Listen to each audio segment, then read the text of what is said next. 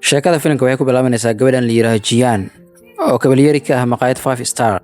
waxaana ku qaylinaysaa naag la yiraahdo Susan oo meesha manager ka ah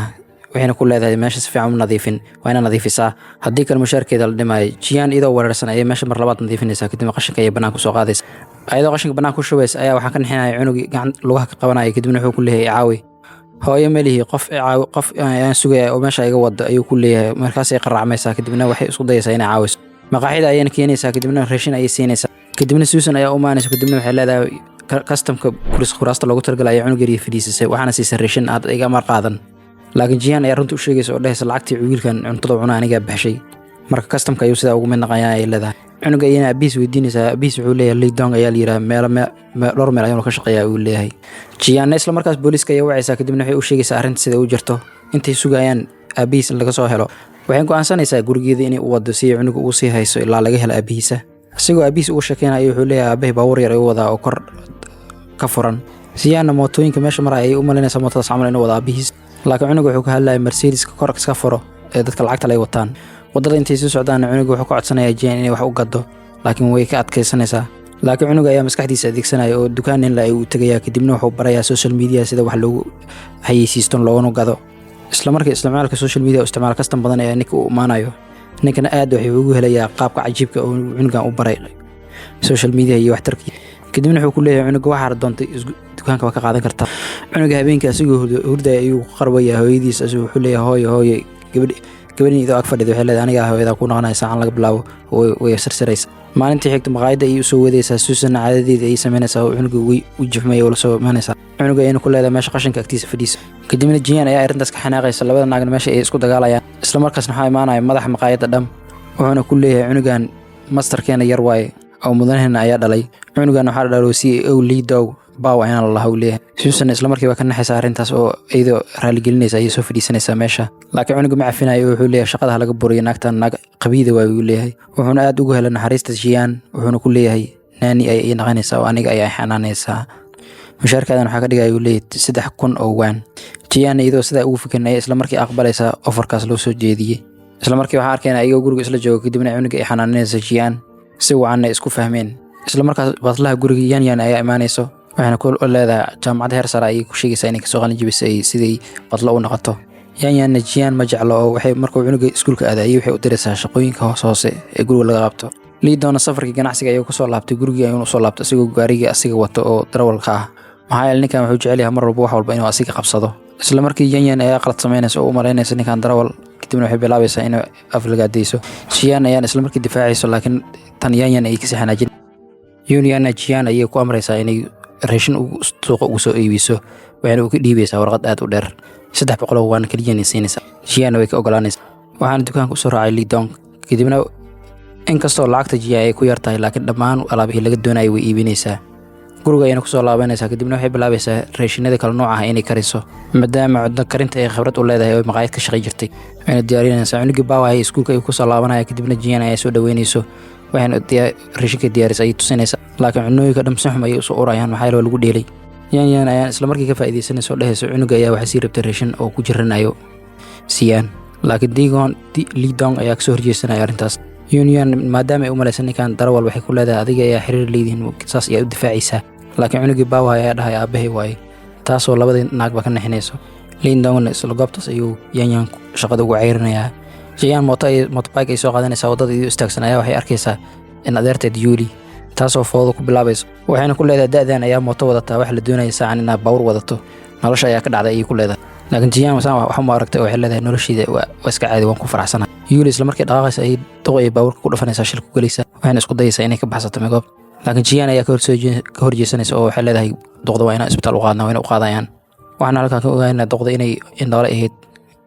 Jian Yuli ayay waxay ku leedahay waa inaan raashin keenta maxaa yeelay doqdan qalad ayaa ka gashay isla markaas Lee Dong ayaa isbitaalka soo gaaray asigoo doqda raadinayo waxaan halkaan ka ogaanaa in ay yiidis tahay Yuli ninka markay aragto isla markii waxay iska dhigaysaa inay doqda iyada badbaadisay laakiin doqda ayaa ka soo horjeesanaysa oo dhaysa gabadhan maaha gabadhii badbaadisay gabar kale weeyaan markaas Jian ayaa soo laabanaysa kadibna waxay u keenaysaa jijin ay hadii uu dhigayso doqda iyada u gelinaysa ay dareemaysaa gabadhii badbaadisay inay iyada tahay waxayna ka codsanaysaa wiilkeeda Lee Dong inay guursato gabar iyada ka fiican una helayn muddo ka bacdi waxaan arkaynaa nin la yiraahdo Zhao oo bas laga soo tuuray maadaama uu lacag ku raaco una haysan laakiin Jian oo baska saarneed ayaa ka dhiibayso show naagteeda ayuu soo fadhiisanaya kadibna wuxuu leeyahay naxariistaada waa ku mahadsan tahay oo waana kugu abaalgudi doonaa anigana waxaa ka dhashay uu leeyahay reer lacag leh laakiin Jian dhag shalq uma siinayso waxaas waxay leedahay iga fogaa halkaad iga fadhiiso cabarka bacda iyadoo si Jian sii socota ayuu kusoo daba imaanaya show kadibna wuxuu ku leeyahay 2,000 oo haween ayaa u baahnay ideymi laakiin way ka diidaysaa way ka sii tagaysaa laakiin wuxuu markuu ku dhaho qof kaliyo family ah waa adiga ay yara cawl jilcaysaa wayna deyminaysaa lacagtii gurigeeda markay Jian u soo laabatana waxay ogaanaysaa hooyadeed iyo walaalkeed inay guriga iibiyeen maadaama walaalkeed uu gurso rabo si lacagtaas loogu bixiyo arooska ayadoo xanaaqsan Jian ayay leedahay cod ayaan qaadayna guriga maadaama laga cod badan yahay isla markaas show ay amaanayo lacag badan u wado waardiyaalna ay la socdaan sidaas ayayna ugu guuleysanaysaa show ayaana guriga sida uu la wareegay gabar ku sii isla markaasna wuxuu weydiisanayaa inay banaanka la aado la socontayso laakiin sheekadooda waxaa qasay cunugii yaraa ee uu imaanayo iyo aabbihiis Lee Dong isla socdaan cunugii yaraa Jian ayuu habsiinaya kadibna wuxuu leeyahay hooyo ayuu ku leeyahay seextaas oo sheekada ka qasaysa show Jian iyo Bao oo bootada isla saaran ayaa cunug power saaran ku soo tufaya nof Bao isla markaas Jian ayaa cunuga aabbihiis ku dhahaysa raaligelin bixi warkeedan dhag shalaq u sameeyo meesha ayuu isaga tagayaa maalintii xigta ay waxay tagaysaa company shaqo ka heshay isla markay tagtana waxay arkaysaa ninkii odaga ahay ee wadada isku dhaceen waana supervisorkeeda maadaama uu aqoonsaday wuxuu bilaabayaa shaqooyin culus inuu u dhiibo waana project adag ciqaab uga dhigo laakiin Jian maadaama ay tahay gabar adag shaqada way ka soo baxaysaa oo programka sidii la rabay ayay ugu soo dhamaynaysaa wayna ku guuleysanaysaa supervisorkina isla markii programka projectiga gabadha ku guuleysatay ayuu qaadanaya asigoo magaciisa ku qorayo iskana dhigaya inuu asigu ku soo dhameeyay laakiin isla markii Lee Dong ayaa meesha imaanayo maxay la projectiga asiga ayaa loo qabanayay Lee Dong company-gan asiga iska leh kadib isla markii wuxuu bilaabanayaa inuu su'aalo supervisorkii projectiga inuu su'aalo ka weydiiyo taasoo supervisorka ku adkeynaysa su'aalaha Lee Dong wuxuu ku leeyahay adiga projectiga maana dhameyn Jian ayaa dhameysay gabadha la yiraahdo shaqaalaha cusub ah kadibna iyadoo goobta ugu yeerayaa projectiga uu saxiixay ninkii supervisorka ana booski ayaa laga casilayaa oo hoos ayaa loo leeyahay maadaama awoodiisa uu isticmaalay Lee Dong iyo Jian maqaayad ay ka cunteynayaan ayagoo u dabaaldegaya sanadka cusub Lee Dong ayaa markaas aawihiisa telefoon u soo dirayo isla markiina wuxuu u sheegayaa qofkii uu raadinayay in la helay oo goobta jooga la ogaaday Lee Dong wuxuu aadayaa xafiiska si uu arintaas u soo xalliyo isla markaas Jian gabar ay qaraabo yihiin ayaa u maanayso kadibna waxay ku fududeynaysaa inay saaxiib la tahay nin oo single father ah waxayna ku leedahay ninkan ka weyn ayaa saaxiib la tahay laakiin iska daa waxaas oo dhan oo awoo ayaa xaflad loo qaban rabaa ima ay leedahay xafladaas waxayna doonaysaa meeshaas inay ku ceebaysatay dadka hortooda wax dhan ay ku sheegto maalinta xigta waxaa arkaynaa Lee Dong oo hadiyad u keenayo Jian si ay awoodeed ugu geyso una farxiso isla markii goobta soo gaartana gabadhii kale ayaa foodadii ku bilaabayso sida qorshaheeda u ahaa waxayna ku leedahay awoo hadii qaali miya u keento mas'uunada dhinaca cuntada u timid Jian katiinada qaaliga ee 2,000 joogta ay awoodeed hadiyada u siinaysaa laakiin gabadhii wareersaneed ayaa amaanaysa kadibna wageedii ay tuuraysaa waxay leedahay fake waa waxaan oo saaxiibkay ayaa Lee Dong la yiraahdo oo hantiila ay leedahay madaxweynaha Lee Group waa in leedahay taasoo Jian ka yaabinaysa maxaa yeelay iyada ayaa saaxiib la ninkaas isla markaasna goobta waxa soo galaya Lee Dong ayaa soo galaya asigoo isku sheegayo Jian inuu saaxiibkeed yahay halkaas ayuu qof walba ku yaabaya kadibna isla markii security ayaa amaanay waxayna wadayaan gabadhii kale ninkii saaxiibkeed ahaa oo iska dhigay Lee Dong goobta banaanka ayaa loo tuuraya maalinta kale waxaa arkaynaa Lee Dong iyo Jian iyo Dong oo raashin isla cunayo ayaa gabar kale u imaan isla markaasna guriga ayay orod ku soo galaysaa Lee Dong ayana habsiinaysa iyadoo dhahaysa ninkayga mustaqbalka taasoo Jian iyo Bao labadaba ka yaabinaysa ama ilnahan la taagayaan markaas ka bacdina gabadhii waxay bilaabaysaa meel walba oo Lee Dong aad inay ka daba aado iskuna daydo inay soo jiidato laakiin Lee Dong wuu iska natarayaa kadibna gabadhii waxay bilaabaysaa dadaalkeeda ay la jibaaraysaa waxay dhanka cunuga soo maray is leedahay cunuga ayna u keenaysaa seafood waxayna ku leedahay cuntadan ayaan ku keenay cunuguna wuxuu ku leeyahay xasaasiye ayaan ku qabaa cuntada ma cuni karo waxayna isku dayaysaa cunuga inay ku qasabtay cuntada siisa laakiin Jian ayaa isla markii ka soo gaaraysa meesha goobta tonkana ka qabanaysa gabadhii kadibna Jian ayay waxay ku leedahay xabahays waa wareerin cunugan hooyadiisa ayaa joogto wayna imaanaysaa mardhow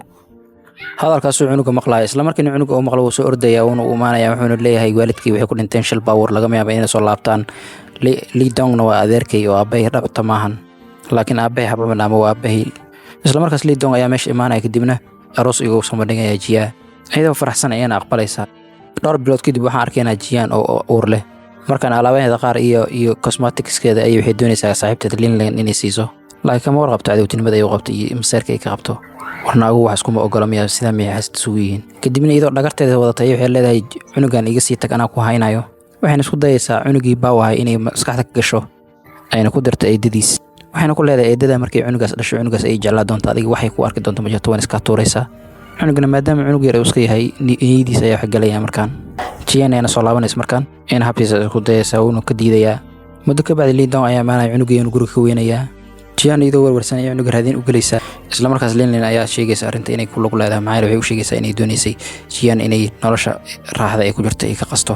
sida darteed cunuga eray xun ay u isticmaashay la godkiisa ay qodaysa iyada ayaa ku dhacaysa maxay ninkeeda ayaa goobta imaanaya goob ninkaasna wuxuu u shaqeeyaa Lee Dong ayuu ay gacan yar u yahay uu dharbaaxaya wuxuuna u sheegayaa qof saan xun inuu la noolaa karin guriga ayuu sida u wadayaa muddo ka bacdina Bao ayaa guriga ku soo laabanay hab ayana siinaysa iyadoo aad u faraxsan Jia waxayna weydiinaysaa goobta ku maqnaa wuxuuna ku leeyahay safety button ayaa hooyadii uur kale u raadinayay kaliya taasoo Jian aad ugu sii farxayso kadibna hab ayay siinaysaa sheekadana happy family ay sidaan ku naqanayaan haddaba halkaan hadana soo gaartay waa ku mahadsan tahay falna hadaan ugu cusubtaa subscribe noo saar hadaa hore nala joogtan like share comment gaana galmaamin bye bye